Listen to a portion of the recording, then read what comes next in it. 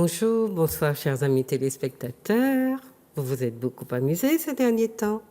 Aujourd'hui, on va essayer de consacrer un petit peu de temps à la réflexion peut-être, mais à une réflexion d'un genre particulier, puisque nous allons nous intéresser aux enfants et plus particulièrement à leur sexualité. Et pour cela, j'ai demandé à docteur Daniel, que vous connaissez bien, je crois, de venir nous aider à dépatouiller le schmilblick. Voilà. Donc, il y aura des questions, il y aura des réponses, vous allez voir ce que vous allez en faire. Vous pourrez toujours faire remonter vos observations, vos demandes à la rédaction au 71 27 27 et éventuellement continuer à réfléchir sur la thématique avec des ouvrages que je pourrais aussi vous donner en bibliographie. Voilà. Donc j'espère que vous allez passer un bon moment avec le docteur. Je pense qu'il nous faut, pour nous parler, à nous, de nos affaires, de spécialistes de notre pays qui comprennent bien nos pudeurs, nos difficultés, nos tabous, nos méchancetés, les atavismes historiques et tout ce qui s'ensuit. Donc il est important que vous compreniez qu'il y a des objets ou des sujets qui nous concernent et qui méritent d'être traités de manière un peu spécifique. Voilà. Je vous souhaite donc une bonne après-midi, une bonne soirée si vous prenez l'émission en rediffusion. Et puis, espère qu'on aura aidé certains d'entre vous à trouver une manière d'être avec vos jeunes, vos ados, qui ont tellement, tellement besoin de nous. Voilà. Bonjour, docteur. Bonjour. Donc, docteur Daniel, j'ai dit tout à l'heure que vous êtes connu, mais je ne sais pas en dehors de votre titre officiel si les téléspectateurs vous connaissent vraiment. Il faudra faire cette enquête et puis non, mais remonter la direction. Qu'est-ce que vous voulez leur dire de vous? Deux petits mots, pas forcément de votre vie privée, mais en gros. Bien, de nouveau, bonjour, puisque nous avons cheminé longtemps sur Zouk, depuis la création de Zouk. Toujours sur des sujets concernant la sexualité, avec des émissions un peu phares et des émissions un peu choquantes, mais bon, j'ai un franc-parler et on me retrouve en dehors du média visuel à RCI ou en CPIA, voilà. Donc je suis un petit peu dans les médias pour servir, puisque je fais la promotion de la sexualité. Donc il faut quand même être sur cette autoroute et leur porter des explications, tant sur base physiologique que la façon d'utiliser cette sexualité, parce qu'il y a le mot sexe dedans, il n'y a que ça à voir, mais aussi tous les dangers sur cette route et comment on peut les contourner. Et tout à l'heure, vous évoquiez l'enfant. Mais à quel moment commence et s'arrête l'enfant? Est-ce qu'on est sur un stade juridique à parler de maturité, de majorité, ou est-ce qu'on parle de maturité sur le plan physiologique? Et ça peut surprendre, ça commence très tôt. Dès 8-9 ans, ces enfants sont capables d'avoir leurs règles, et dès 9-10 ans, ils sont capables de reproduire. Ça signifie que le petit enfant qu'on a vu grandir dans son berceau, sa sexualité a commencé même en intra-utérin. D'accord. Donc on va parler. C'est ça. J'aimerais pour que les parents nous suivent de manière un peu structurée. Excusez-moi de vous interrompre. Qu'on en vienne à cet objet-là un petit peu après. Mais c'était important de dire que vous êtes gynécologue, n'est-ce pas?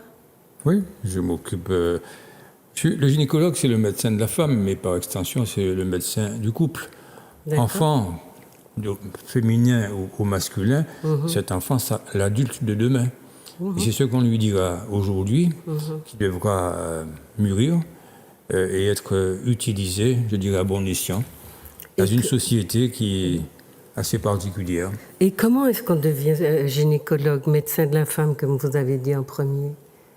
Il faut faire 6 à 7 ans de médecine générale et ensuite 3 à 4 ans de spécialité. Plus dans la spécialité, un certain nombre d'orientations qu'on choisit. Et j'avais choisi la chirurgie gynécologique. Mais médecin d'un temps C'est ce qu'on appelle lointain. un gynécologue obstétricien?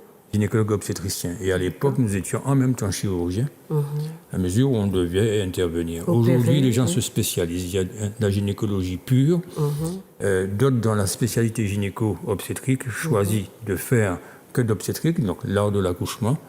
Mais à notre époque, nous n'étions pas très nombreux et nous étions pratiquement obligés de faire ce que nous avions appris.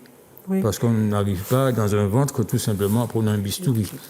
On était donc éduqués par nos patrons qui avaient construit la médecine, éduqués suffisamment qu'on puisse faire ce qu'on a appris, et bien appris. Et vous avez eu à opérer alors beaucoup? Vous avez travaillé en hôpital? J'ai travaillé comme chef de service à l'hôpital du Lamentin, aussi en clinique. Et puis, bon, je suis à la retraite administrative, mais je ne peux pas laisser mes patients... voilà. Il y a une pénurie dans le domaine médical, surtout au niveau de la gynéco-obstétrique. Et vous intervenez donc toujours dans ce domaine-là? Donc je continue à consulter en hôpital, au nouvel hôpital du François, parce qu'il y a une telle pénurie que tout a été concentré dans les grands centres hospitaliers. Et nous avions pensé avec la fusion des hôpitaux qu'il valait mieux partir en périphérie, quitte à ce qu'on soit des commerciaux en périphérie, c'est-à-dire dépister. Et puis on peut se déplacer maintenant plus facilement, et puis aller vers vous. Voilà, aller à la campagne, aller dans le sud, aller dans le nord. Pour moi, dans le sud, c'était mon but, c'est-à-dire d'aller au plus proche des gens. Quand on sait la difficulté que tout un chacun a de gagner le centre-ville de Ducos-Lamentin, c'est saturé le matin. S'il faut consulter, je pense que si on doit jouer le jeu, il faut qu'on pense aussi à la possibilité de se déplacer des patients. Il n'y a pas que des jeunes de 40 ou de 50 ans, il y a des moins jeunes de 60 à 70 ans qui ont besoin de nos conseils, parce que, c'est peut-être surprise, elles vivent aussi leur sexualité. Donc de 8 à 90 ans, elles ont besoin d'être accompagnées dans leurs questions. Mais on n'a pas de surprise à savoir que les gens dits âgés n'ont pas de sexualité. C'est la société avec ses... Je ne dis pas âgés, je dis avancés en âge. C'est pour bien faire la distinction que le vieillissement, on y passe tous, n'équivaut pas spécialement à l'arrêt d'une vie, tout simplement. Oui, absolument, et des pulsions qu'on porte. Et on parle aujourd'hui de santé sexuelle, ce qui est une notion nouvelle. Et on défend ce concept-là parce que qui est bien dans sa peau, bien dans sa tête, bien dans sa sexualité, mais devrait rayonner. D'accord. Bon, alors, il y a tout un environnement aussi qui fait qu'on rayonne si la sexualité aussi fonctionne. Docteur, pourquoi est-ce qu'on s'occupe d'être un médecin de femme quand on est homme? À la base, je voulais être simplement chirurgien. Et donc la voie, à l'époque de mon parcours, qui m'était offerte, c'est de passer par la voie gynéco-obstétrique et donc pouvoir opérer. Bien sûr, alors je n'opérais pas de façon générale, je n'opérais que ce qui concernait l'appareil génital féminin. L'homme exclu, puisque l'homme revient à l'urologue en propre, et donc c'est suffisant pour les nuits blanches de passé, dans l'obstétrique, mais aussi dans la gynécologie. Je pense que toute la pathologie chirurgicale, gynécologique, nous revenait. Et donc dans les fonctions de chef, ayant travaillé plus de 10 ans seul, et il me fallait quand même une certaine compétence. Et cette compétence était, je dirais, sous l'aile de mes patrons, qui, comme à l'époque du compagnonnage, veillaient bien à ce que ceux qui l'entouraient fassent correctement ce qu'on leur enseignait. Alors, voilà. Maintenant, il y a des sages-femmes hommes. Il faut se demander pourquoi il y a des hommes qui viennent un petit peu sur ce terrain-là faire le même boulot. Il y en a très peu, malheureusement. Mais, docteur, quelle est la différence entre un gynécologue et un sexologue? Parce que vous vous occupez donc du sexe de la femme et aujourd'hui, donc du couple, du sexe du couple. Mais quelle est la différence entre... Il n'y a pas de différence, ça se complète. Ça se complète, un patron nous disait, pendant un bout de temps, vous êtes occupé du moteur. OK. Maintenant, il faut vous occuper de la carrosserie. Certains d'entre nous ont fait de la chirurgie esthétique. Remplissage de graisse ou enlever de la graisse. La sexualité découle de source. On ne peut pas avoir un appareil.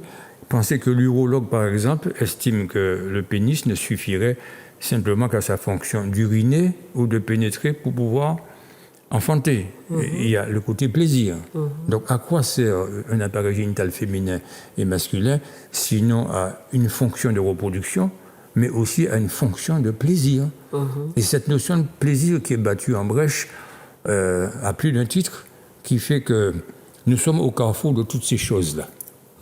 Donc, sexualité, même si c'est une spécialité aujourd'hui à part, mais elle devient complémentaire parce que le moteur, cette fonction, elle a aussi une notion de plaisir. Pas oublier que la contraception, à un moment donné, faire l'amour, c'était que pour faire des enfants. La contraception est venue permettre aux gens de ne pas faire d'enfants à tout bout de champ, mais aussi de le contrôler, en tout cas, le contrôler, mais aussi de prendre du plaisir à travers les relations sexuelles. Alors, la différence entre le sexologue et le gynécologue, c'est pas de différence, c'est une complémentarité. Mais vous dites qu'ils se complètent en quoi?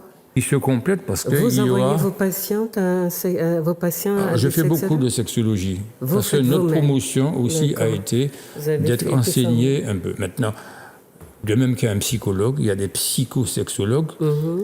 Voilà, ils sont un petit peu plus dans leur finesse, enfin on l'espère, pouvoir manager le cerveau, parce que c'est le cerveau qui nous guide, de façon à pouvoir mieux accompagner ceux qui ont des troubles, pour ne pas imaginer qu'il s'agit simplement d'un déséquilibre physiologique, mais il peut y avoir un déséquilibre psychologique. Donc le gynécologue, il s'occupe plus de la partie médicale, et le sexologue plus de la partie utilisation de son appareil pour atteindre le plaisir, c'est ça? Si on divise les choses, c'est pas aussi cloisonné. Bien sûr. À mon niveau, j'englobe tous ces éléments.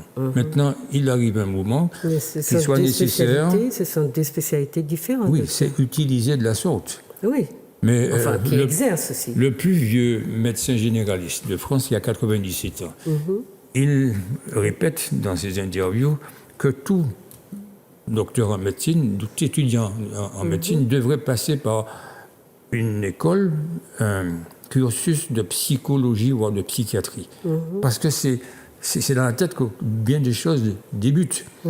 Donc que ce soit un appareil génital qui est contrôlé sur le plan fonction par un gynécologue ou un chirurgien gynécologue, il demeure dépendant de ce qui se passe dans la tête. C'est bien ce que l'on voit, ce que l'on entend, que le cerveau croit. Donc on est obligé d'être dans cette démarche. Et dans notre promotion, dans notre génération, nous avions fait un peu de tout ça. Donc aujourd'hui, on peut comprendre que les choses ont évolué et qu'il faille suivre ces patients de façon plus précise. Et puis ça demande du temps. On a déjà assez de temps en gynéco et en obstétrique pour avoir envie de passer la main à un spécialiste qui s'occupe de la psychologie ou de la psychiatrie, parce que c'est quand même des domaines qui sont de plus en plus structurés. C'est la raison pour laquelle je ne cherche pas de différence, mais de bien comprendre la complémentarité. Oui, c'est ça, mais bon je ne sais pas, docteur, si j'ai bien compris. Un sexologue peut très bien, s'il n'a été que sexologue, il peut n'avoir jamais vu un appareil génital. Non, parce qu'il y a des gens, des spécialistes qui exercent en tant que sexologues. Il y a des études au Canada qui préparent les jeunes à la sexologie, ce qu'ils appellent la sexologie. Absolument. D'ailleurs, je me suis inspiré beaucoup, c'est ce qui m'a donné goût à jeter un œil un peu sur cette complémentarité. Parce qu'à l'époque de congrès, les Canadiens étaient très nombreux. Très avancés. Très nombreux à venir nous rendre visite et très avancés sur le sujet. Maintenant, je ne peux pas me désigner comme sexologue à part entière. D'accord. Mais je suis obligé, parce que quand les gens viennent en consultation, je suis bien obligé de leur demander comment ça fonctionne. Un urologue ne demanderait pas, vous faites bien pipi, elle tombe enceinte avec votre petit bout de chair qui pend, ben, il faudra bien qu'il demande est-ce que vous prenez votre pied.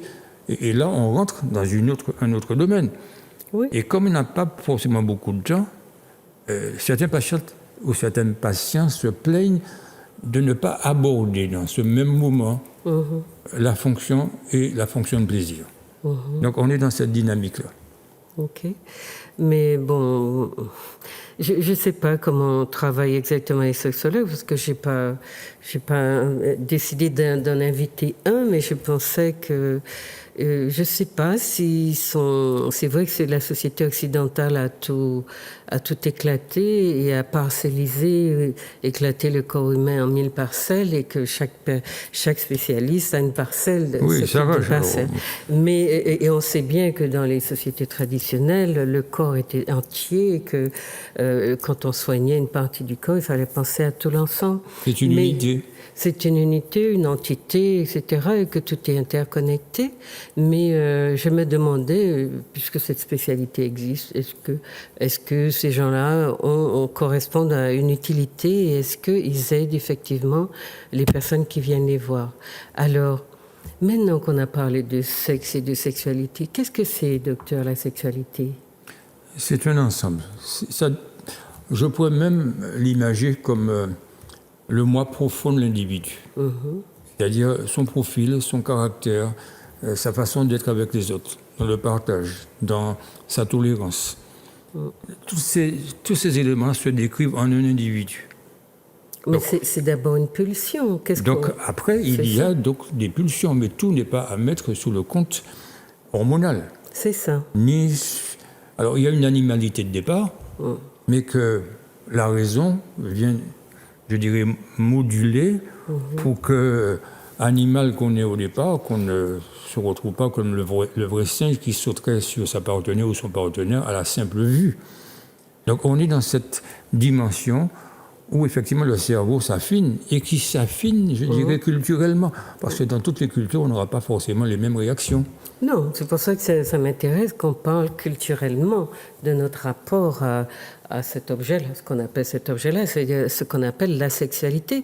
Mais je crois que beaucoup de gens utilisent le terme sans vraiment savoir. Vous avez dit tout à l'heure qu'ils voient tout de suite le sexe, mais c'est pour moi ce qui est important cet après-midi, c'est que nous expliquions aux gens que la sexualité, le sexe en tant qu'organe est une partie qui contribue à la sexualité, mais ce n'est pas la sexualité. C'est bien pour cela que la dimension d'environnement, la dimension de partage, la dimension de relation à l'autre intervient dans un sens plus large pour sortir de la notion de sexe pur. C'est la façon de vivre de l'individu le sexe parmi les autres, dans une société qui lui donne quelques indications vis-à-vis d'un partenaire. On va le revoir dans la reproduction, on va le revoir dans le mariage pour tous, on va le revoir dans plein de détails. J'ai été interrogé une fois sur qu'est-ce que l'esclavage nous a laissé de notre sexualité. Mais oui, c'est l'homme étalon, par exemple. Oui. Bon, je n'ai pas une grande culture là-dessus, mais il a bien fallu comprendre que tout passage laisse quelque chose, pas forcément dans le gène, mais quelque chose d'imprimé, et le corps a une mémoire, au point que dans la relation à l'autre, on sera plus ou moins lointain, plus ou moins proche, plus ou moins dans un parcours vécu, avoir à traîner comme une tortue à sa carapace tout ce qui nous a imprégnés. Et ça va donner un être avec une sexualité. Et cette sexualité, c'est dans ses comportements, pas dans le lit uniquement, mais dans son environnement, dans son rapport avec les autres. Donc ce que vous dites là, c'est que la sexualité passe aussi par la socialisation, et qu'en fonction de la socialisation des groupes ou des individus, eh bien cette sexualité ne sera pas universelle, mais sera assez typée de la région, du parcours historique des individus. Donc nous, on a tendance à dire, oui, que les hommes chez nous sont des coureurs parce qu'ils ont été des étalons pendant l'esclavage, ce qui est un raccourci. Oui, c'est un Même raccourci. si la mémoire nous restitue un certain nombre de faits de violence, notamment parce que c'était une violence, on a quand même, il y a d'autres éléments qui interviennent. Et pour moi, ce serait intéressant que nos téléspectateurs comprennent que quand on parle de cet objet-là, la sexualité, on n'est pas dans une histoire de sexe relationnel pur et simple. On est dans quelque chose qui est, vous avez dit, à l'origine même de la formation de l'individu, parce que c'est une pulsion. Quand on l'utilise pour se faire plaisir, c'est une pulsion. Alors, il y a une base physiologique, cette pulsion. Ne prendre que le petit garçon. quand ces structures cérébrales vont commencer à être inondées par de la testostérone, c'est l'hormone définie chez l'homme. Les œstrogènes, c'est l'hormone de la femme. C'est la femme, oui. Encore qu'il y ait un peu de l'un chez l'autre. Chez l'autre, tout à fait. Et on le voit, par exemple, après la ménopause, l'ovaire qui a comme fonction première de sécréter des œstrogènes, il va y avoir, à partir de sa coque, une certaine sécrétion de testostérone. Bon. Donc on va découvrir, à partir de 50 ans, certaines femmes qui vont devenir plus masculines dans sa morphologie. Massive, ce sera le plus bedon, ce sera le développement vers le haut, ce sera une petite moustache, enfin un petit duvet, et aussi dans ses comportements. Il va avoir des comportements sexuels, mais on dirait presque des hommes manqués. Et puis chez les hommes, on peut avoir aussi une prédominance, sans aller faire un clin d'œil à des choix sexuels, mais il y a donc au départ, chez le petit garçon, une inondation de sa testostérone, de ses éléments cérébraux, qui va lui imposer de se masturber. Alors ça, Voilà. j'aimerais qu'on y vienne tout à l'heure parce que, justement, vous avez dit tout à l'heure que déjà au stade embryonnaire, l'enfant a une intra-utérin. C'est-à-dire que le fœtus est une personne. Oui, c'est ça. Et donc on voit même dans l'échographie, on peut visualiser. Mais c'est pour ça que j'aimerais que vous en parliez à nos téléspectateurs, pour qu'ils comprennent que l'enfant qui va se mettre à se masturber quand il aura 4-5 ans ou qui aura envie de relations plus tard avec son ami, E ou I, tout simplement, il n'est pas dans du vice. C'est ça le tabou qu'il y a dans notre société, la lecture, le décryptage qu'on a de la sexualité de l'enfant, en fait qu'on produit des adultes qui sont boiteux. Et j'aurais aimé qu'on vienne à ça pour sortir de nos adultes l'idée que la sexualité serait un vice ou que l'enfant qui manifeste des pulsions ou des envies serait dans quelque chose de vicieux, alors qu'il est dans quelque chose d'ultra naturel.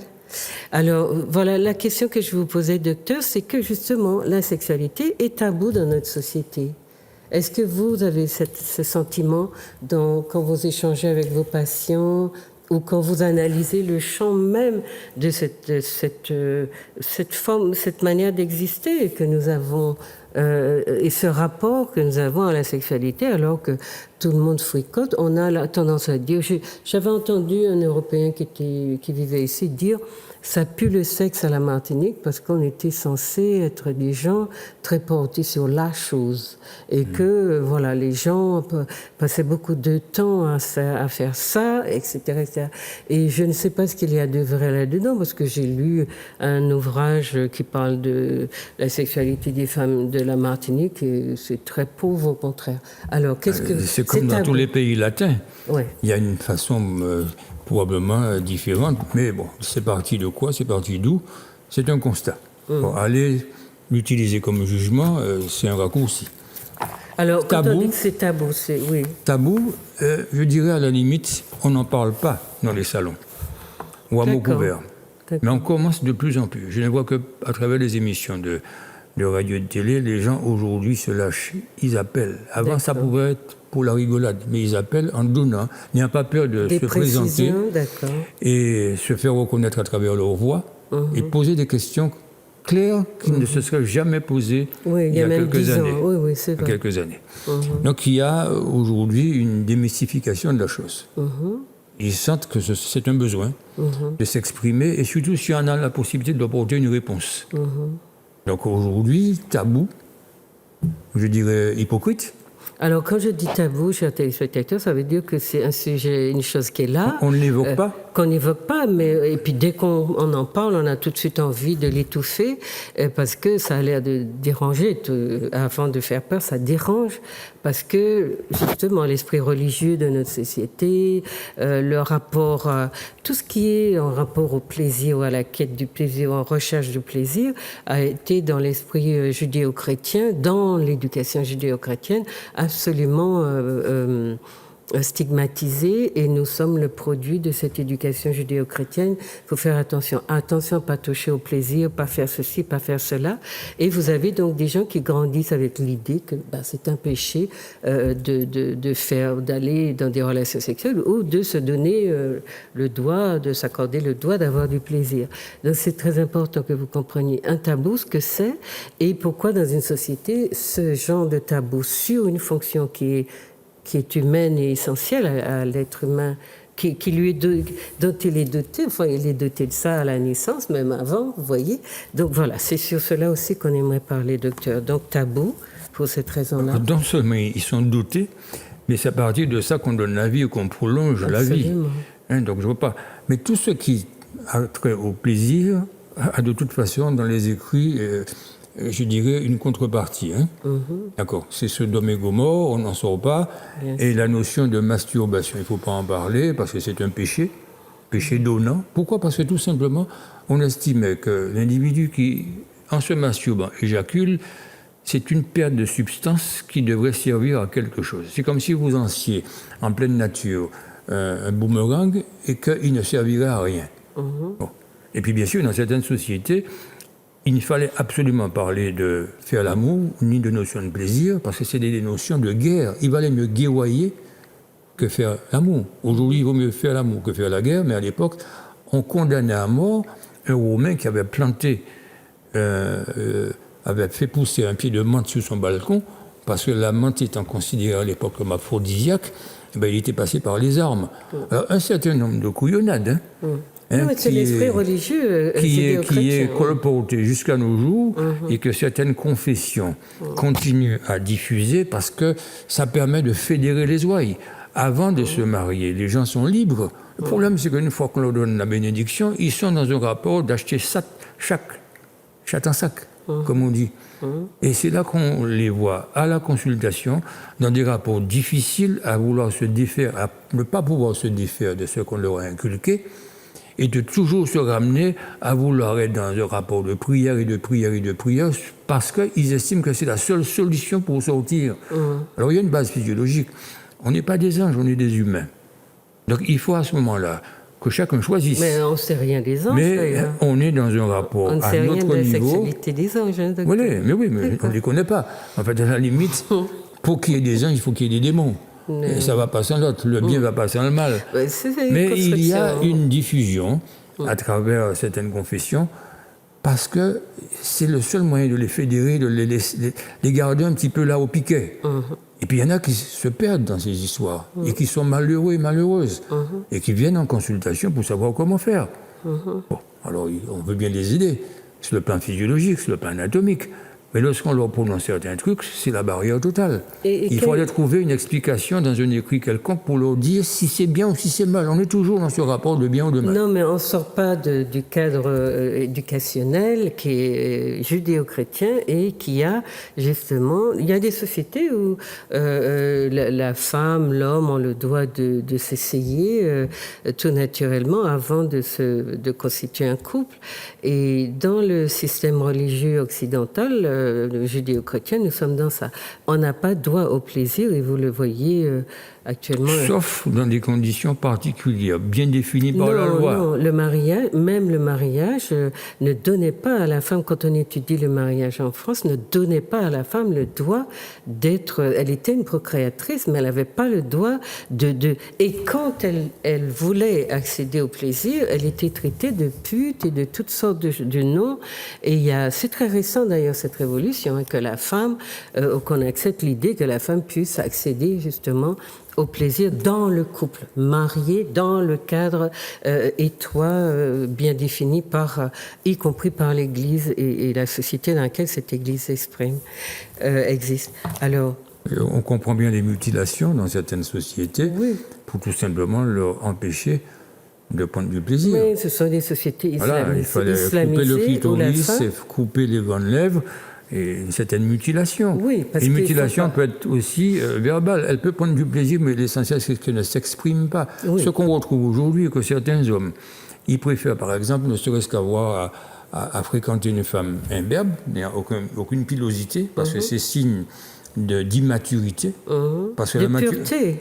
pureté, immaturité, oui. et parce que ça fait peur. Donc, ils sont dans des rapports où on peut même imaginer que ce seraient des pédophiles en puissance. Oui, puis il y a beaucoup du magico-religieux. Je vais vous interroger là-dessus aussi, docteur, tout à l'heure. Il y a des hommes aussi qui vont vous dire qu'ils préfèrent, donc ils auront des maîtresses parce qu'avec leurs femmes, ils n'osent pas, parce que la société, là encore, a divisé les rôles. Il y a la bourgeoise et la putain, et la bourgeoise, elle n'a pas le droit de manifester d'envie particulière, mais la putain, oui. Donc, les hommes ont leur maîtresse, parce qu'avec elle, ils peuvent pratiquer une sexualité qui est basée sur le plaisir, et avec la femme, la bourgeoise, la sexualité reproductrice. Voilà. Donc, on est dans ces catégorisations-là. On sait, c'est terrible, mais enfin, sur la question, sur la Martinique, nous, ce qui nous intéresse, c'est qu'on est éduqués par des Occidentaux et on a sorti des sociétés des origines où il y a beaucoup aussi d'autres difficultés. On est dans ces problématiques. Alors, je voulais juste vous dire, docteur, partager avec vous une petite enquête que j'ai menée auprès de jeunes. Et dans l'une des questions, je leur demandais est-ce qu'ils avaient des discussions avec leurs parents sur la sexualité. Donc, il y a à peu près 600 jeunes ados de 9 ans à 15 ans qui répondent au questionnaire. Alors, est-ce que vous avez des discussions avec les parents? Donc, oui. 19%, non 22%, parfois 32%, jamais 25%. Et quand on leur demande est-ce qu'ils auront, si on pouvait confier ce rôle d'éducation sexuelle à une autre institution, par exemple à la bibliothèque, eh bien, oui, 20%. Non, 17% et peut-être 25%. Donc, on a bien une problématique qui est que l'enfant, les jeunes ne conçoivent pas qu'on puisse faire qu'ils puissent avoir ces discussions avec leurs parents, donc qui freinent leur éducation sexuelle. Et on ne voit pas non plus que d'autres institutions se chargent de cette éducation. Alors moi, j'avais demandé aux bibliothécaires, puisque c'est un travail qui avait été mené avec les bibliothécaires aussi, les bibliothèques et les bibliothécaires, et je leur demandais si s'ils devaient, enfin ces bibliothèques, si elles devaient endosser une partie de l'éducation des enfants, quelles seraient les problématiques, quelles problématiques conçoivent-elles qu'elles pourraient intervenir? Et donc, sur l'identité culturelle, presque 77%, la créativité, presque 65%, l'imaginaire, presque 60%, les civilités, 53%, et sur la sexualité, 18%. Et il n'y a pas un lieu plus propice à l'éducation sexuelle qu'une bibliothèque. Mais ça passe par celui qui devra pontifier sur ce sujet. On voit bien que c'est facile de parler de l'art, de la culture et du reste, et dès qu'on arrive à ce niveau-là, voilà. Tout le monde se défile. Tout le monde se défile, et puis on s'en parle. Voilà.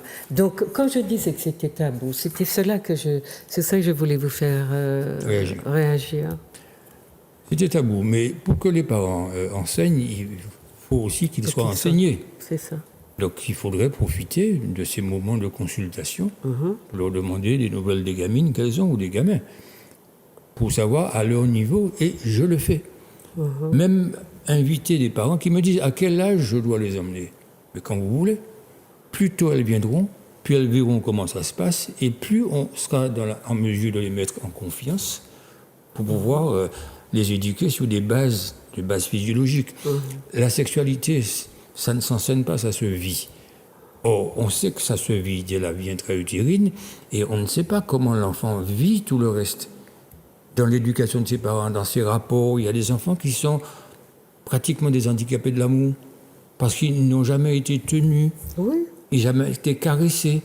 Oui. Un jour, un gamin me dit, mais vous savez, est-ce qu'on peut dire « je t'aime » à une maman, mais est-ce qu'on peut dire aussi à un papa qu'on l'aime? Ça prouve qu'un enfant est à même de pouvoir se voir traverser dans le cerveau de questions qui le gênent, qui l'embarrassent. il se demande auquel des deux il pourra se confier. Alors moi je trouve intéressant le lien que vous faites entre la dimension affective de l'éducation chez nous qui manque beaucoup. Et de plus en plus. Hein. Qui manque beaucoup. Et puis la sexualité. C'est pour cela qu'il fallait l'inclure, le faire exister, en tout cas faire exister cette dimension de l'être dans quelque chose de plus global pour que les parents comprennent. Un enfant qui n'a pas été caressé, à qui on n'a pas dit « je t'aime », on n'a pas besoin de dire « je t'aime » comme les autres, hein. Mais nous avons nos gestes affectueux chez nous. Nous avons une manière de montrer l'affection, mais nous ne savions pas dire « je t'aime » parce qu'on n'était pas cultivés dans cette culture-là, de verbaliser les mots d'amour, mais dans beaucoup les gestes d'amour. Et ce qu'on a avec la culturation, c'est qu'on perd ces gestes-là, et que les parents qui les avaient ne les transmettent plus, soit parce qu'ils ont disparu, soit pas. Mais ces gestes d'amour-là, ça veut dire à l'enfant, ça veut dire qu'on m'aime, ou ça veut dire que la personne qui me les fait m'aime. Et l'enfant savait distinguer entre des violences sexuelles et les violences et la manifestation d'affection. Donc nous, aujourd'hui, on exige que les femmes comme les enfants, qu'on nous dise « je t'aime ». Bon, moi, je ne sais pas si c'est nécessaire, mais je sais que l'amour démonstratif est nécessaire à nos enfants, en tout cas. Aux adultes, de toute façon, mais ils ont le pouvoir de demander cette relation-là, mais l'enfant, non, je ne sais pas. Alors, je sais qu'il y a beaucoup d'enfants qui n'ont jamais été touchés, à qui on n'a jamais montré qu'on les aimait, et qui, effectivement, sont très rigides dans leur façon de penser, de voir la relation à l'autre. Et la question, donc les questions auxquelles nous allons essayer de répondre pour que peut-être que nos gens aient quelques outils ou peut-être aussi sachent. Est-ce que vous avez un public d'enfants, docteur, qui viennent ? Non. C'est pas un public d'enfants, mais nous avons eu un enseignement. À la naissance, les sages-femmes sont amenées à manipuler les enfants, les caresser, même faire de la démonstration aux mamans pour leur montrer qu'il ne s'agit pas d'aller carrément lui mettre une tétine entre les lèvres ou une couche pour estimer qu'on a fait son devoir. Mais apprendre à ses parents, maman comme papa, à manipuler l'enfant, le caresser et observer son comportement qui peut avoir changé du moment où il est sorti de l'accouchement. Il regardait du côté du mur et se rendre compte que cet enfant qui est réellement une personne avec un comportement adulte tout à fait différent, affectif, va lui permettre d'avoir plutôt le regard un peu plus du côté du lit de sa mère. C'est déjà des observations. Alors c'est quelque chose de très spécialisé sur lequel je ne pourrais pas m'étendre, mais ça m'avait attendri de voir une telle chose parce que nous n'avons pas été enseignés de la sorte, même si on le faisait naturellement, parce que nous étions d'une génération où les parents nous manipulaient, jouaient avec nous. On ne nous fouchait pas dans un berceau avec une tétine en disant s'il a faim, il va crier, on va lui donner encore de l'eau ou le sein. Mais on avait, j'ai découvert ça à travers cet enseignement, où on considérait que le bébé, il fallait avoir un comportement vis-à-vis de lui. Et imaginez un forceps. L'enfant subit un traumatisme. Absolument, oui. On lui met une ventouse pour le sortir parce qu'il est en état de détresse. Eh bien, il y avait une attention particulière pour cet enfant, pour qu'il oublie un tant soit peu ce qu'il avait vécu. Donc, on retrouve tous ceux et toutes celles qui n'ont pas été accompagnés de cette tendresse, quand on les retrouve à l'âge adulte, mais ce sont des goujats. Oui, ce sont des partenaires féminines qui sont dans la relation distante, à estimer qu'elles ont pratiquement tout vu par procuration. On les retrouve dans la plainte de l'adulte. On soupçonne que ces gens-là sont des handicapés de l'amour. Et le rôle de la psychologue ou de la psychosexologue, c'est d'essayer de retrouver dans le parcours ce qui a pu marquer tel ou tel individu pour faire de lui ou d'elle l'individu qui pose problème. D'abord à elle ou à lui-même, mais aussi dans la relation d'intimité. Mais aussi un individu qui s'attendrit sur lui-même, parce que et dans la relation amoureuse, un individu qui ne sait pas explorer ni son corps ni celui de son partenaire, c'est un individu qui va tout droit à l'acte sexuel et dans un corps froid, et on a forcément beaucoup d'insatisfaction, de déception. De déception, mais ça se sait, ça se sent, et la difficulté de verbaliser. Donc, je reviens aux parents. La difficulté de verbaliser fait que ces gens-là sont malheureux, ils deviennent brutaux, ils sont revanchards parce que c'est aussi un pouvoir de l'homme dans cette relation-là sur la femme, de dire, parce que je crois que les femmes vont très vite dans le mépris d'un homme qui n'est pas capable de les amener à la jouissance, comme on le dit. Et donc, un homme qui est maltraité par son partenaire féminin, parce que, voilà, il n'arrive pas, c'est aussi parce qu'il n'a pas cette compétence-là que lui aurait donné un environnement sécurisant, affectif et valorisant pour soi, parce que l'amour de soi, enfin le respect de soi, tout ça, ça vient chez les enfants, tout naturellement, chez les enfants qui ont été protégés, aimés, à qui on a dit qu'ils étaient importants, en tout cas même pour soi.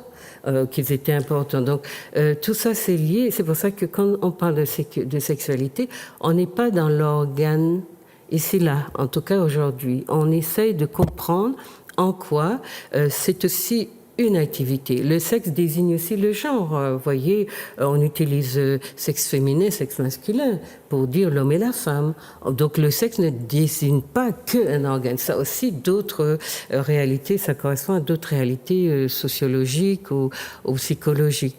Donc voilà, une des choses que je vous demandais, c'est la posture des parents par rapport à la sexualité ou ce qu'ils pensent être la sexualité de leurs enfants. Ils ont tendance à fuir parce que pas éduqués sur le sujet. Ils ne sont pas éduqués, ils ont peur. Ils ont peur de cette sexualité-là? Ils ont peur. Ils ont peur parce qu'ils se disent, une fois que cet enfant aura atteint une maturité hormonale, il va y avoir un comportement sexuel. Par exemple, pour prendre un exemple, il arrive que certaines filles très jeunes manifestent des douleurs de règles. Donc, on peut traiter avec des antidouleurs banaux. On peut aussi leur proposer la pilule. Mais le seul fait de leur présenter la pilule, si c'est la mère ou si c'est la grand-mère qui l'accompagne, c'est tout de suite une difficulté. Ah oui. Parce qu'ils estiment que c'est un passeport pour la débauche. Alors qu'on leur explique qu'on peut aujourd'hui, parce que dans une génération, vous aviez une puberté qui se faisait autour de 17-18 ans. Aujourd'hui, à 8-9 ans, la jeune fille, qui est considérée comme un bébé par ses parents, qui va aller en classe, elle a par moments beaucoup plus de seins que sa maîtresse. Elle a un comportement, un développement. Alors c'est vrai que cette génération ne subit pas de guerre. Et on est aujourd'hui avec une puberté inversement proportionnelle au mode de vie des gens. Si on était en période de guerre, on les verrait rabougris. Aujourd'hui, ils s'élèvent comme des herbes qui n'ont aucune contrainte, qui n'ont aucune difficulté. Donc on les voit pousser parce que ils ne manquent de rien.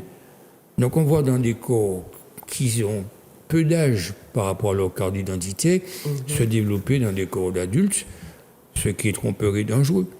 Parce que dans les relations, cette fille ou ce garçon se présentant tellement avec un développement peuvent être utilisés par plus âgés qu'elle ou qu'eux.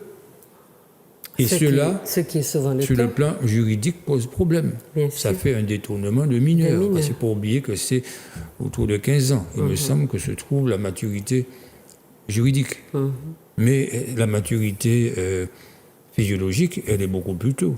Non, vous avez dit 8-9 ans, on est dans ce rapport-là. Oui, la puberté. Donc la puberté commence très tôt. Et qu'une puberté qui commence très tôt, il va y avoir une modification de comportement. Il faut s'attendre que l'enfant, ce n'est pas un petit bébé. Lorsqu'il va commencer à l'ouvrir, j'ai l'impression qu'il a un micro, parce qu'il va manifester différemment. Il va se rebeller.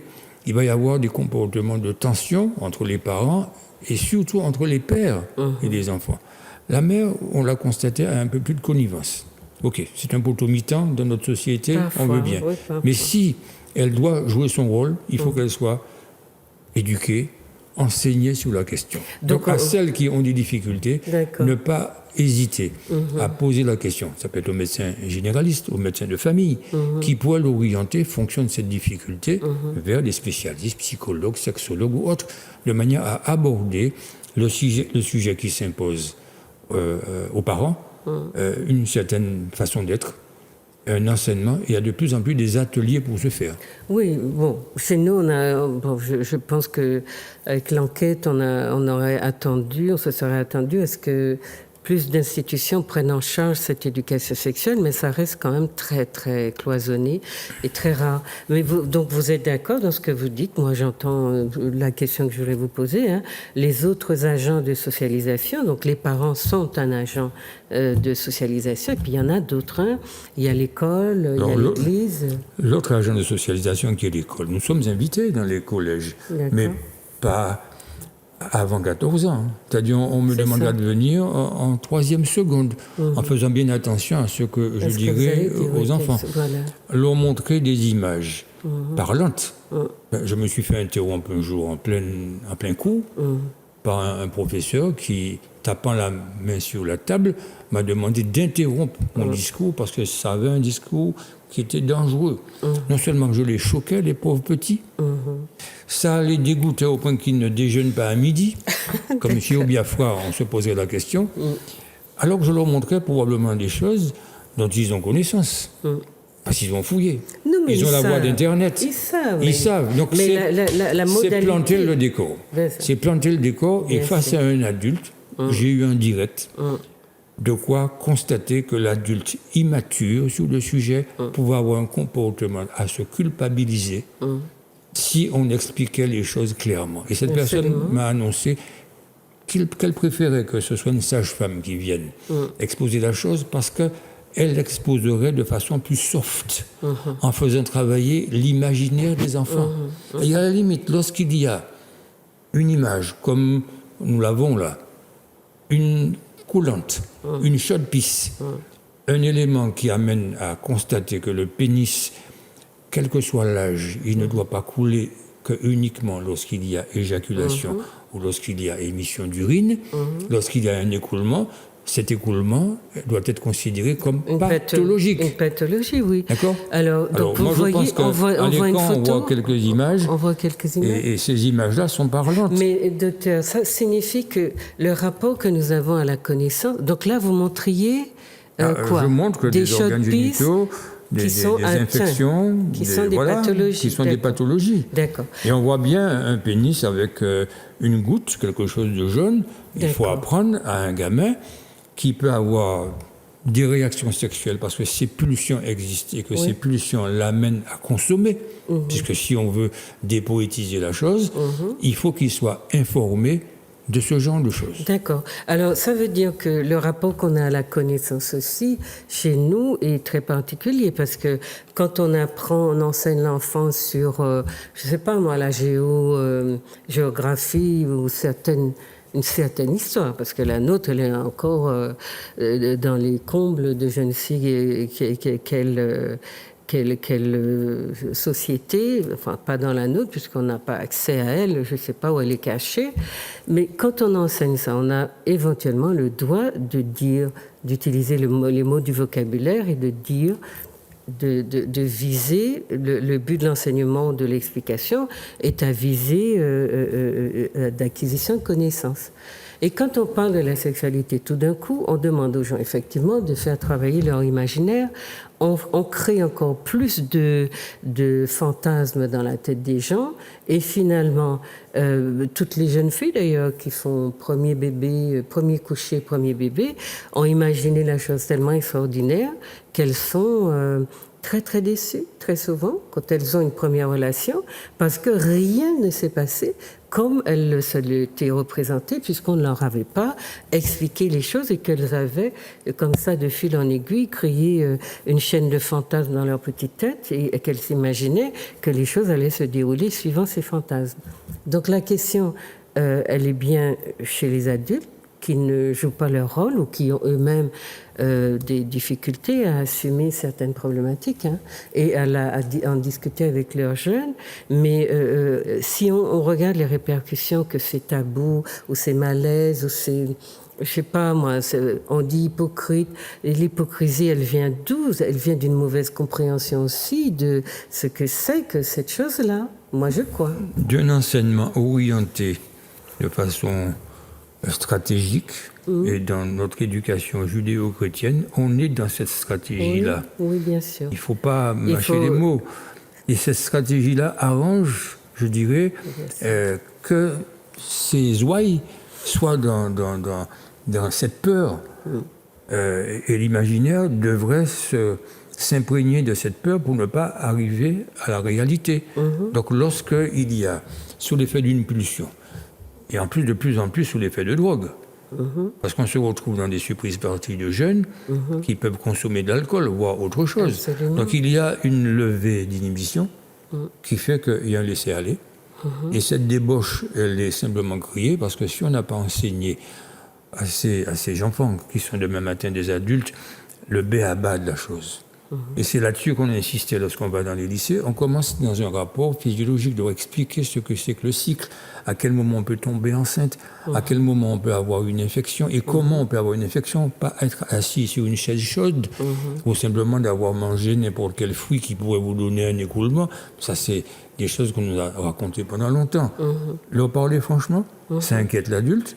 Oui. Mais c'est le début d'une difficulté qui va... Mais il y a encore des parents qui disent à leurs enfants, enfin c'est plutôt occidental ça, qu'ils sont nés, on les a trouvés sous une feuille de chou ou dans une feuille de chou. Oui, mais on ne tombe pas enceinte en dansant. C'est après avoir dansé qu'on tombe enceinte. Oui, mais il y a encore des gens qui croient à ces fadaises-là. Oui, c'est ça. Oui. Enfin, en tout cas, qui répètent ça aux enfants.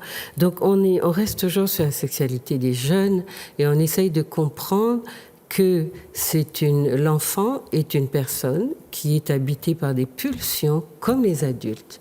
Et ce qui est important, c'est qu'on comprenne que quand ces pulsions se manifestent, il ne s'agit pas de venir danser à soyo, piétiner yo, jouer yo, dire yo que yo si, yo ça. Il s'agit d'abord de comprendre que l'enfant, tiens, mon enfant, à 4 ans, il se masturbe, au lieu de lui dire sacréti, eh bien, et puis de le taper et de lui présenter la chose comme honteuse, c'est de vous dire, il est dans quelque chose de totalement normal. Remercier le ciel qu'il ait ses pulsions et qu'il fasse ses petites affaires tranquillement. Au lieu de cela, c'est par là qu'on commence à présenter la sexualité comme quelque chose de sale, comme un péché, alors que l'enfant, il fait ça de manière tout à fait naturelle. Il n'est pas encore allé dans un bordel pour avoir appris que, voilà, en se masturbant, il prend son pied. C'est quelque chose qu'on doit comprendre, qui est naturel.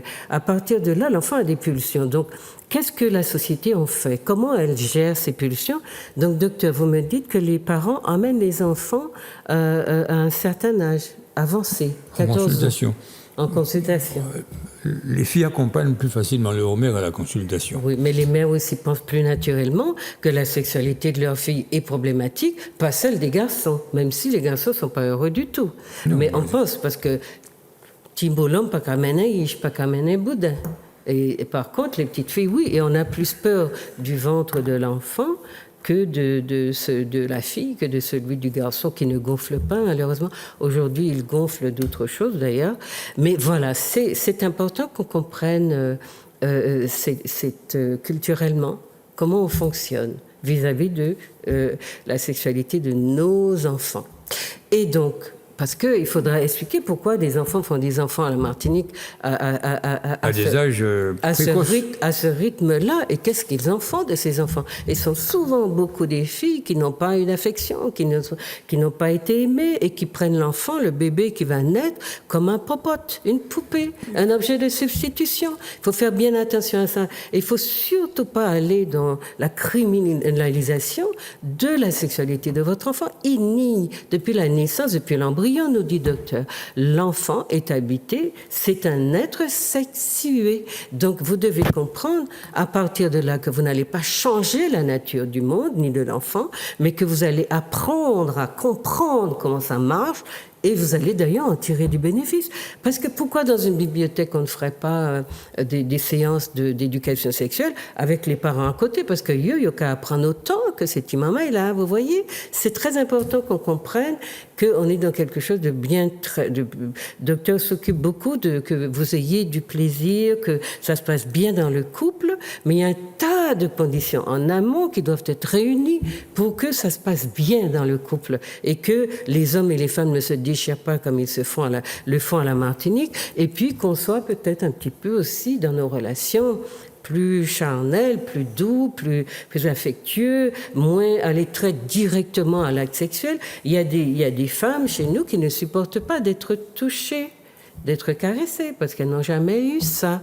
Et elles veulent directement l'acte sexuel, mais un corps froid qui reçoit le sexe de l'autre n'est pas forcément prêt non plus, sauf à s'abîmer et à se faire violence, n'est pas forcément prête à jouir de cette relation-là, dans tous les sens du mot.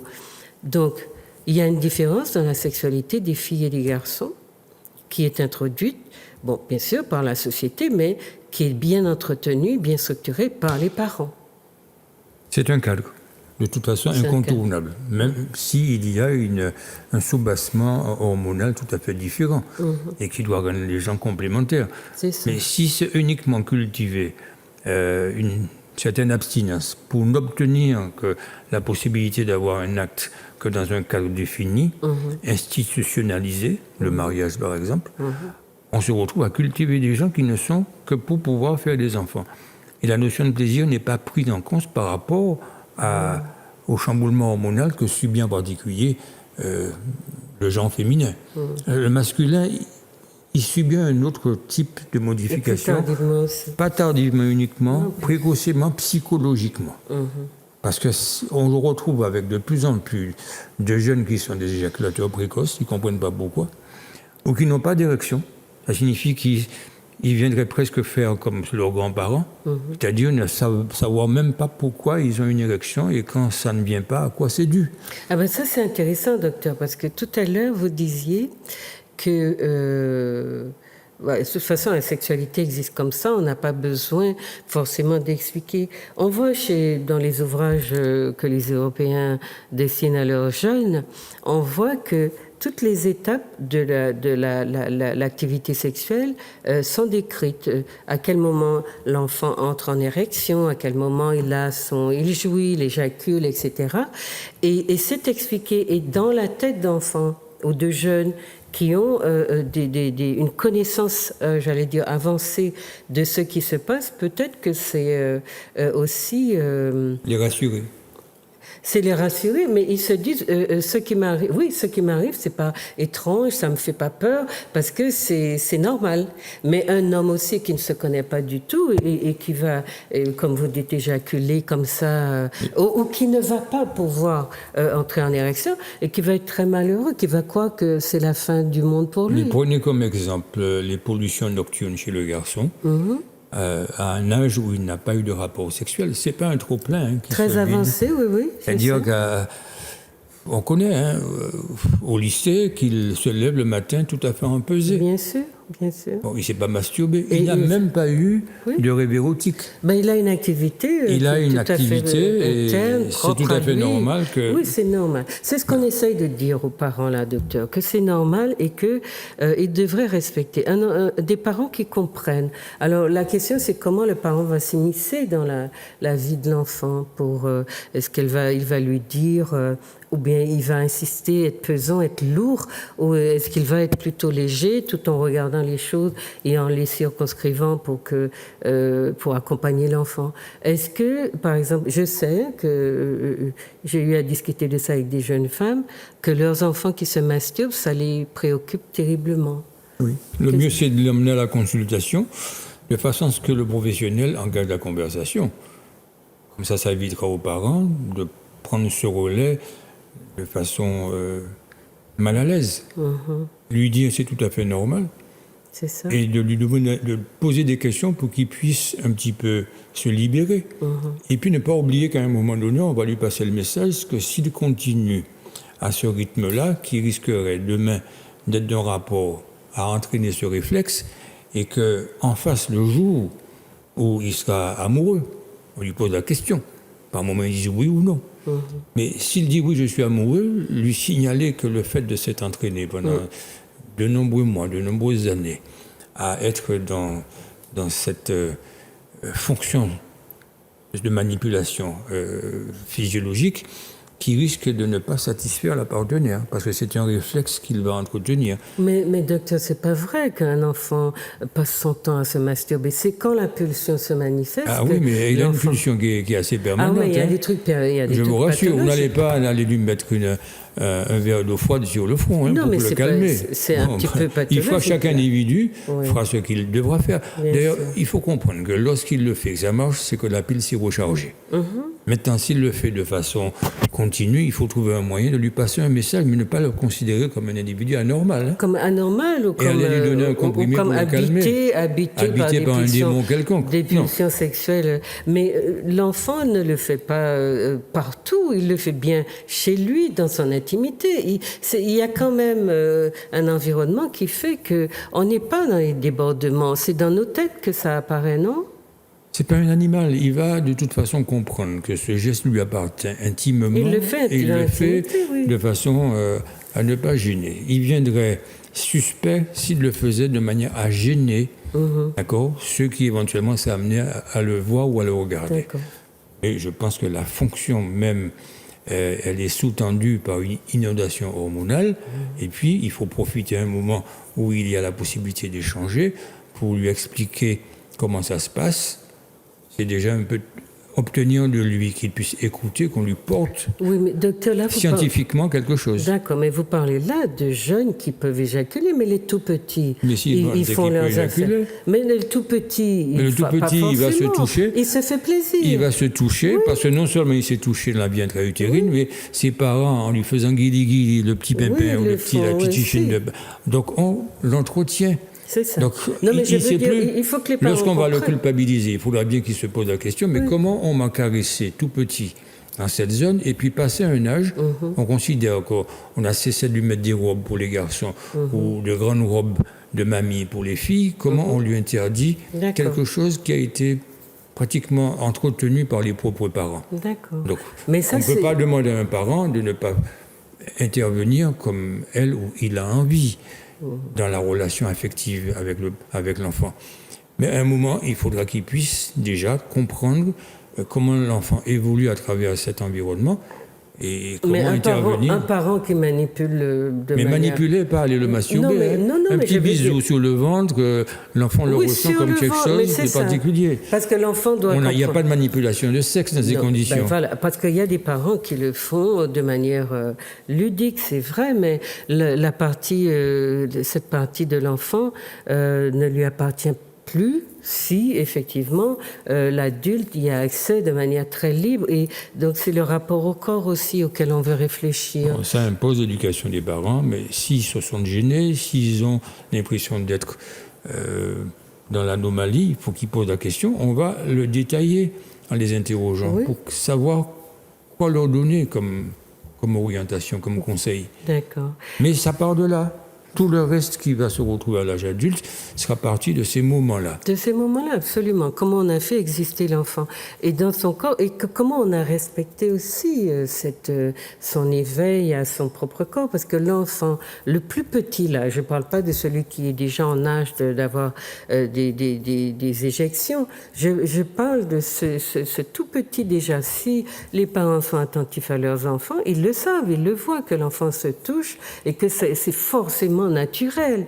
Donc, ce qu'il ne faut pas mettre dans la tête de l'enfant, c'est que c'est vicieux, que c'est sale. Et j'aimerais qu'on ait cette perception-là pour que on comprenne que chez nos enfants, les relations sont conflictuelles, sont compliquées, parce qu'au fond, le rapport, l'éducation qu'on leur a faite sur ces choses essentielles est une éducation qui est très ambiguë, très orientée, alors que la solution la plus simple, c'est quand même de rester dans ce que la nature nous offre de plus naturel et d'accompagner l'enfant. Et si on est dit pris au dépourvu ou mal à l'aise, ben voilà, vous avez des médecins, des spécialistes qui peuvent vous guider. Et je disais tout à l'heure, il vaut mieux que vous ayez des spécialistes de votre pays parce qu'ils comprennent bien vos difficultés historiques, ils savent bien qui nous sommes et comment. Donc il y a des médecins qui ne pourront pas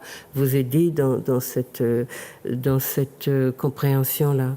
Donc, et si on a un enfant, docteur, ou bien un jeune, d'abord, comment est-ce qu'ils construisent donc leur sexualité s'ils ont des modèles aussi Alors, si un modèle aussi flagrant négatif, il va évoluer dans ce cadre-là. Donc le modèle, mais comme modèle il y a négatif au niveau de l'adulte environnant. Mais comment il fait? Il regarde la télé, il regarde des films porno, il fait tout ça en dehors des parents. Quand on lui a pas donné le goût de la chose simplement, eh bien, il est dans des fantasmes, mais il va regarder ce qui peut. Mais les enfants nous accompagnent, donc que ce soit pas forcément à la télé, mais dans un environnement social, ils sont là. Dans les événementiels, les enfants sont de plus en plus entraînés dans des jeux d'adultes, dans des fréquentations d'adultes. L'enfant entend, il écoute. Il ne sait pas avoir de réponse, mais il va l'enregistrer. Mais aux parents à observer suffisamment les enfants, et ça leur permet par moment de découvrir qu'il y a une infection. Une petite fille qui se gratte, elle ne se touche pas sexuellement, c'est parce qu'il y a quelque chose qui la gêne. Il peut y avoir des champignons, il peut y avoir des vers, des oxyures. Donc c'est dans cette observation, au niveau de l'appareil génital, qu'on permettra de faire la distinction entre quelque chose de physiologique ou de quelque chose de pathologique. Mais une pathologie qui peut être inflammatoire ou infectieuse. Mais les enfants nous accompagnent. Donc à nous de bien se comporter. Si on est mauvais modèle, nos enfants de bien se comporter pour avoir le modèle qu'on va leur transmettre qui sera le plus positif possible. Oui, mais ça vous explique aussi pourquoi on se transmet de génération en génération les mêmes difficultés, puisque les parents qui n'ont pas appris ne changent pas et ils transmettent leurs préjugés, leur comportement un peu... Ou leur code aux enfants, et les enfants grandissent avec ça et les transmettent, même quand on se présente dans une société soi-disant ultra-moderne, où on serait sorti de je ne sais quel primitivisme, surtout qu'à nous, on applique très facilement ce type de cliché. Donc, il faut faire attention. Enfin, je ne sais pas si Fanon qui le disait, mais dans une autre comment on dit, orientation, chaque génération doit connaître sa mission, l'accomplir ou l'accomplir. Eh bien, moi, je dis à chaque parent, chaque fois que vous aurez fait un pas dans ce domaine de l'éducation sexuelle qui va vers une plénitude, vers une prise en charge pleine et entière de cette pulsion de vos enfants, vous en ferez des enfants heureux. Vous avez vu toutes les ruptures qu'il y a dans notre société, entre jeunes, moins jeunes, parents, enfants. Combien de parents peuvent se vanter de recueillir les confidences de leurs enfants? Combien de parents peuvent dire à leurs enfants comment ça se passe sexuellement avec ton ami? Combien de gens discutent véritablement? Et combien d'enfants pensent qu'ils peuvent trouver des explications auprès de leurs parents? Donc il y a beaucoup de malaise du couple de chez nous, du couple qui sont liés à ça. Alors, des exemples palpables. L'IVG existe. Et on sait qu'un enfant, une fille, peut se retrouver enceinte très précocement. Nous avions imposé que, bien sûr, la loi autorise qu'un gamin non mineur, non majeur du moins, puisse venir faire cette demande. Eh bien, on cherchait toujours, par l'intermédiaire des secrétaires, qui sont des mamans, des femmes, de trouver un moyen de faire venir les parents accompagner cette fille, voire ce couple, puisque par moment le petit copain venait avec. Bien sûr. En se refusant la venue de la dite belle-mère, donc de la mère du garçon, parce qu'il fallait par moment un adulte pour l'accompagner, de façon à resserrer les liens, de façon à pouvoir non pas lui tremper le nez dans sa responsabilité, mais faire en sorte qu'il y ait cet échange. Si nous avions pu contribuer à cette union, nous le faisions. Parce que c'est des décisions qui sont graves. Alors qu'on sait que la petite non majeure pouvait très bien se présenter à un service de gynécologie et demander une IVG. C'est la loi qui le prévoit. Bien sûr. Maintenant, la loi est faite pour des adultes. Est-ce que c'est pour sauver la Sécu? Est-ce que c'est pour aller plus vite, pour ne pas tomber dans des IVG chirurgicales? Il y a ces détails dans notre parcours qui nous amènent à réconcilier la famille et à retrouver autour de cet enfant qui est en devenir, parce que la route est longue, des adultes qui sont censés avoir fait un bout de chemin. Et si ce chemin n'a pas été suffisamment construit, faire en sorte que cette situation les amène de nouveau à comprendre qu'il y a des organisations, des organismes qui peuvent l'accompagner à mieux comprendre quel est le rôle qu'elle ou il devrait avoir pour l'épanouissement de cet enfant. Est-ce qu'on sait, docteur, qu'il y a à peu près 2000 IVG chez nous, de jeunes? Alors, ce qu'il faut savoir aussi, chers téléspectateurs, c'est que... IVG, interruption volontaire de grossesse. On ne parle pas d'avortement. Interruption volontaire de grossesse. Et il y en a à peu près 2000 par an chez nous. Mais ce qu'il faut savoir, c'est qu'il y a un phénomène aussi de classe sociale.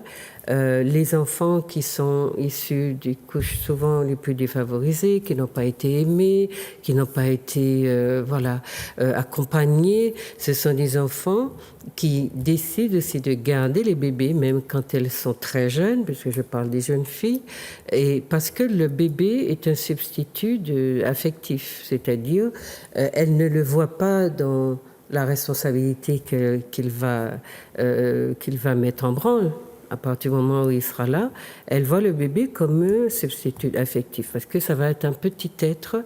J'ai eu beaucoup de jeunes filles qui m'ont dit, mais il est à moi, c'est au moins lui, il m'aime, et moi je peux l'aimer, puisque pour aimer, il faut aussi avoir, c'est une projection aussi. Si on a en face de soi des gens trop durs ou des gens qui vous regardent avec, etc., peu d'aménité, on n'ose pas projeter son sentiment affectueux sur le parent même.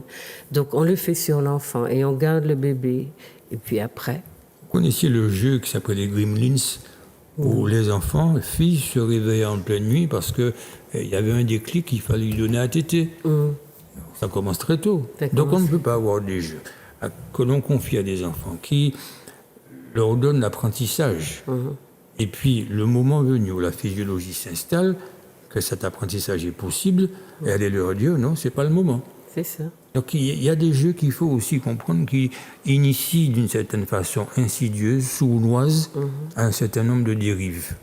Oui, mais même quand elles n'ont pas joué à ça, docteur, il y a une compensation, une recherche de compensation, parce que l'être humain est ainsi fait que quand on lui refuse ce dont il a besoin, il va le trouver d'une autre façon. De même, les petites filles qui acceptent d'être baratinées par des hommes beaucoup plus âgés qu'elles, c'est parce qu'ils savent quoi leur dire et comment s'y prendre pour les convaincre qu'ils sont ce qu'il faut au moment où ils entrent en jeu, ils sont ce qu'il faut à ces enfants-là. Et puis, il y a énormément d'autres enjeux. Mais donc, on continue à discuter avec Dr Daniel sur comment on peut aider les parents. Donc, moi, je pense qu'une école des parents serait très bien à d'abord assumer la fonction pulsionnelle de leur enfant, et la leur aussi, parce que souvent ils n'ont pas appris à le faire, et aller consulter, se faire aider, lire, regarder, puis sortir tout de suite de sa tête, c'est vicieux, c'est mauvais, c'est laid, c'est sale. Avec ça, on se met plein d'entraves et on comprend rien. Finalement, de génération en génération, on produit la même ignorance avec crasse et puis les mêmes... J'allais presque dire les mêmes troubles affectifs, docteur, non? Ça crée... On est dans une généalogie psychologique. Oui, psychogénéalogique. On retrouvera une psychologie généalogique. Et on va retrouver les mêmes travers, les mêmes emmerdes, limite, c'est pas un sort de jeter, mais c'est comme ça qu'on le transmet. Oui. La raison pour laquelle les psychologues cherchent d'où on vient, de façon à ce qu'on puisse tenter de modifier le trajet.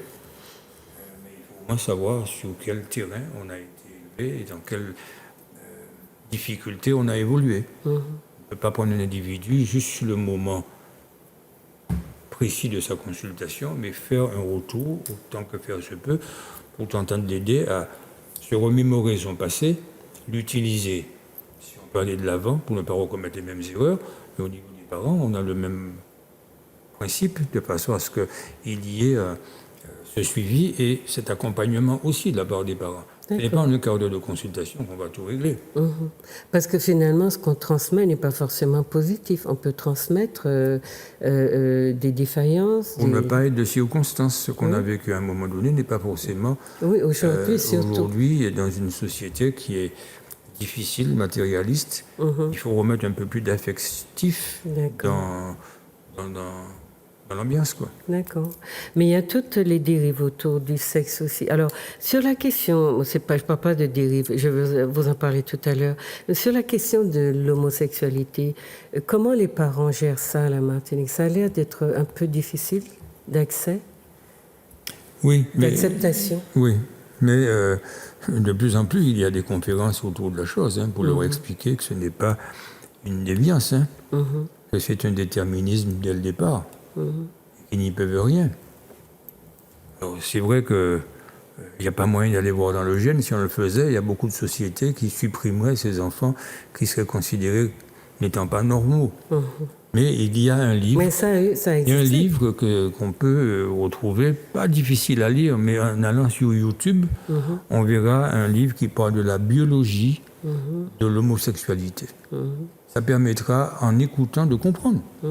Et d'être un petit peu moins crispé par rapport à cela.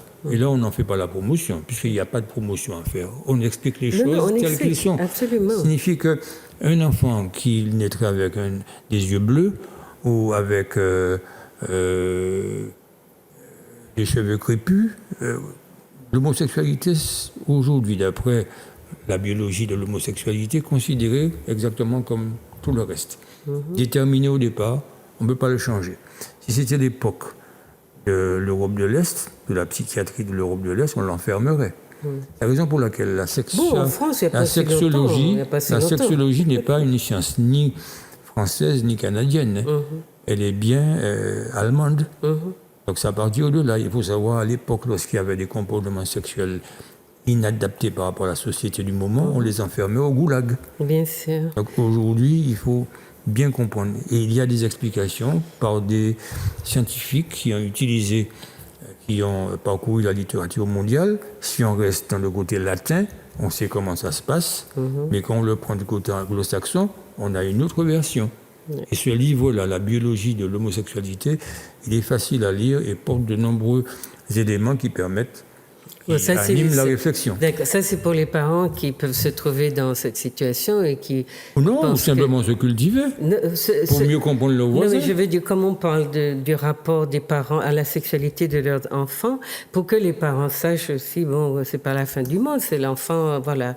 Il y a comme on parle des pulsions de l'enfant, voilà, il y a beaucoup de choses qui font partie de la vie et qu'il faut savoir. Il faut ne pas rester figé sur ces positions, parce que quel est l'enjeu d'empêcher finalement que les gens soient heureux? C'est quoi l'enjeu? Je pense que si on est si crispé sur des principes qui n'apportent rien, c'est pas économique, c'est quoi? C'est, j'allais dire, même pas intéressé financièrement, c'est quoi alors l'enjeu? Donc il faut réfléchir sur nos relations, nos crispations et tout ce qu'on transmet à nos enfants qui sont malheureux. Je suis derrière ce que je dis là. Je ne trouve pas nos enfants heureux, parce qu'ils n'arrivent pas à communiquer avec nous, et il y a bien des raisons à cette situation-là. Donc, il faut qu'on trouve des solutions pour nous rapprocher d'eux. Et c'est pas le contraire qui se fera, parce que eux, ils sont campés sur des positions qui sont nées de nos positions. Donc, il faut qu'on fasse attention à ça. Il y a des dérives, docteur, en matière de sexualité. On va utiliser les enfants jeunes parce qu'ils sont purs, elles sont pures, pour des pratiques magico-religieuses. Vous connaissez, vous avez entendu parler de ça? Non, je ne suis pas cultivé parce sur le sujet. Non, parce on disait oui, en Afrique, où on considère que les gens sont plus arriérés que tout le monde, soi-disant, on utilise par exemple les albinos dans des pratiques magico-religieuses parce qu'une vierge de préférence pour obtenir, enfin je sais pas, devenir président ou obtenir des avantages financiers. Et il semblerait que à côté du viol, de l'inceste très développé chez nous, des violences sexuelles de tout ordre, il semblerait qu'on ait aussi cette forme de violence sexuelle. Trouver des jeunes enfants très jeunes avec qui vont avoir réalisé l'acte sexuel en vue d'obtenir un certain nombre d'avantages, etc. Donc tout ça, ce sont les choses que je voulais qu'on regarde un petit peu. Mais si vous voulez, docteur, il y a le stade de la puberté, et donc finalement, on s'est beaucoup arrêté sur ça. Quand vous parlez de l'ado qui commence à avoir des manifestations, c'est plutôt à la puberté. Oui. C'est pas l'enfance. Mais vous disiez que l'embryon déjà. Est-ce qu'on peut s'arrêter un petit peu là-dessus? L'embryon, si on veut comprendre ce qui se passe après, on va chercher à comprendre son comportement. Donc si on en fait de ce fœtus une personne, c'est qu'il y a, à travers ce mur que l'on imaginait, cette possibilité de résonance où il enregistre tout ce qui se passe dans le monde environnant. C'est ça. Bon, si sa sexualité en bénéficie... Mais il a des pulsions, vous disiez que déjà l'enfant... il a des manifestations. En échographie, on peut le voir. Oui, se toucher. Alors, toucher. ça peut être des interprétations d'adultes. C'est ça. Mais bon, je ne suis pas cultivé à ce sujet pour rentrer dans ce domaine. Il faudrait avoir un pédiatre qui pourrait... Mais on est sûr que l'enfant, le bébé déjà a des pulsions. A des comportements. Alors, si je pense le plan sexuel, il se touche. Et la fille, beaucoup plus tôt que le garçon. Et on peut se demander pourquoi on se retrouve avec, à l'âge adulte, des femmes qui sont autant retardées sur le sujet, puisqu'elles ont pratiquement toutes commencé plus tôt que les garçons. Parce que l'érotisme et les sensations, voire tout ce qui peut conclure qu'une femme n'est pas frigide, ça s'apprend chez une femme. Alors que chez le garçon, il n'a pas besoin d'apprendre. Lorsqu'il éjacule, il prend en même temps du plaisir. Donc c'est une fonction, l'éjaculation, pour reproduire. Mais en même temps, il prend son pied. Chez une femme, lorsqu'elle a des rapports sexuels, ce n'est pas sûr qu'elle ait une sensation, voire du plaisir, voire l'orgasme. C'est un acquis. Alors qu'elle a de quoi être largement plus en avance si on peut considérer qu'elle a beaucoup plus de zones érogènes que le garçon. Oui, mais c'est ça, c'est ce qui demande une construction commune, que les deux apprennent à se connaître, à connaître leur sexualité, leurs organes. Chacun apprenne à se connaître, je dirais, indépendamment. Et lorsqu'ils s'unissent, ils arrivent à combiner... Ils savent comment ça marche. À combiner une histoire qui pourrait se partager ou au moins s'échanger. D'accord. Un passif, un actif, et chacun son rôle au moment où on le lui demande. D'accord.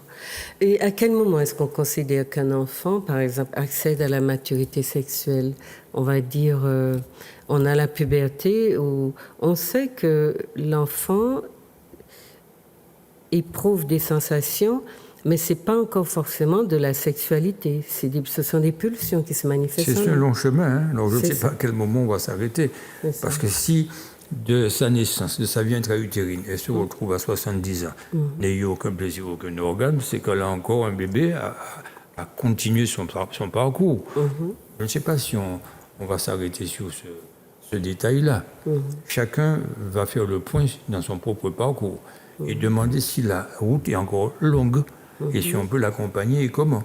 C'est le travail que nous faisons lorsqu'une patiente ou un patient arrive... adulte confirmé, à se dire, docteur, voilà, Je suis marié, parce que c'est une étape. Hein. J'ai des enfants, c'est encore une étape. Mais je n'ai aucun plaisir.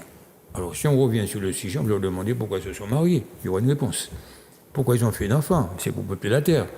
Et pourquoi ils n'ont pas de plaisir? Mais on finit par attirer leur attention qu'ils ne se sont pas occupés mutuellement ou personnellement de leur propre côté à s'épanouir sur ce domaine, et qu'il faut commencer, je dirais, la connaissance de son propre corps à partir de ce moment-là. Mais il y en a plein. Hein. Il y a plus de fruits que vous ne pensez, mais il y a aussi beaucoup d'hommes qui ne font qu'éjaculer en se demandant, mais bon, c'est un réflexe, mais j'aimerais que ça se prolonge.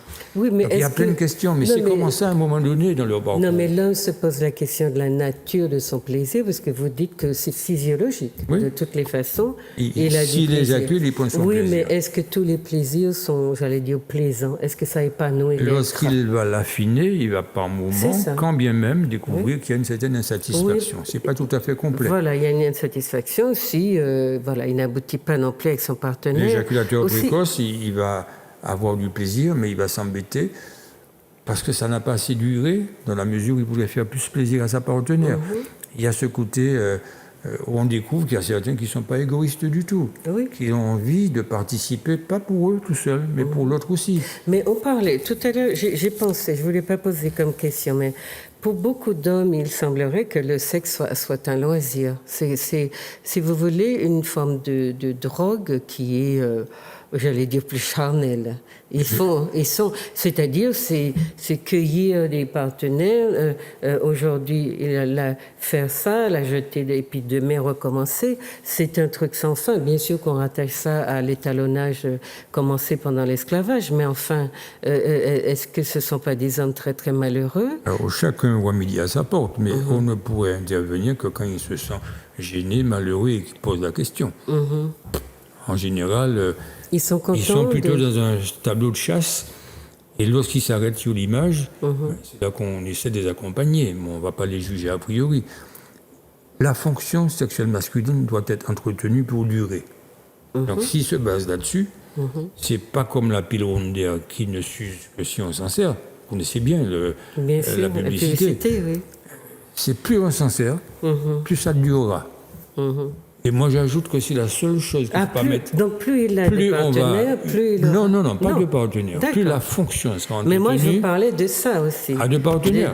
Non, ce changement incessant qui fait qu'il n'a pas le temps, et elle non plus n'a pas le temps de se poser et de découvrir un partenaire avec qui elle ou il pourrait aller plus loin. Ça peut être une vision féminine. Beaucoup d'hommes en consultation me disent qu'ils aimeraient bien être fidèles.